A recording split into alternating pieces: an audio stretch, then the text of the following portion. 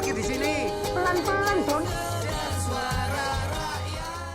Film remake berarti membuat ulang film lama, sedangkan film terinspirasi hanya mengambil secara garis besar ide cerita maupun tokoh-tokoh yang ada dalam film lama.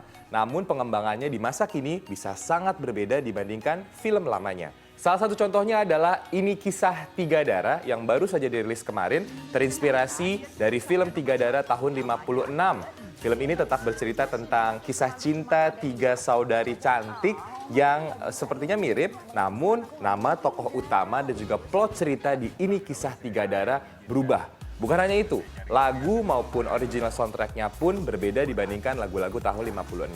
Yang unik, film Ini Kisah Tiga Darah hanya ditonton 20.000 penonton, sedangkan Tiga Darah yang asli yang direstorasi dan ditayangkan kembali tahun 2016 berhasil ditonton 28.000 lebih penonton.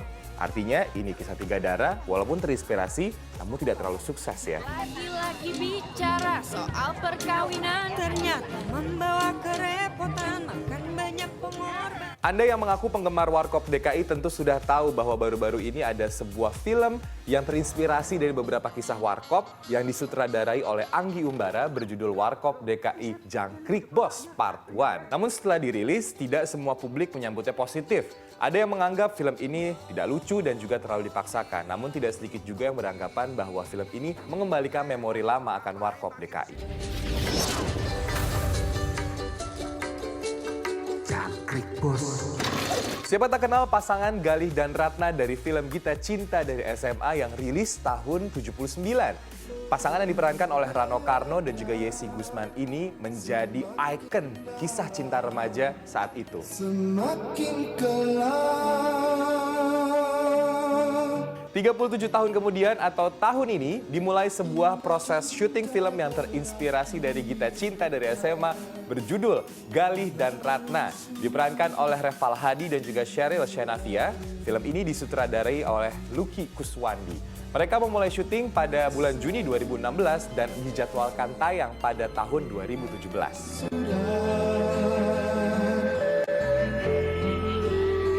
Fenomena ini bukan hanya terjadi di dalam negeri, namun sejak lama sudah muncul di luar negeri. Salah satu yang paling menarik adalah film The Huntsman Winter's War yang terinspirasi dari kartun milik Disney, Snow White.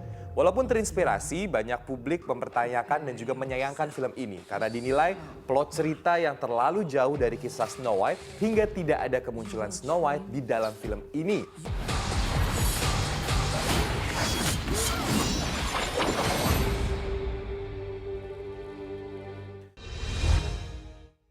Tidak semua film yang terinspirasi dari cerita atau film lama mudah untuk digarap. Imbasnya, tidak semua film tersebut bisa diterima baik oleh masyarakat dan sukses di pasaran. Selain itu, terlalu sering atau terlalu banyak terinspirasi dari cerita dan film lama bisa dinilai sebagai buntunya ide kreatif dari sineas tersebut. Saya Setiarto Sigit, Jakarta.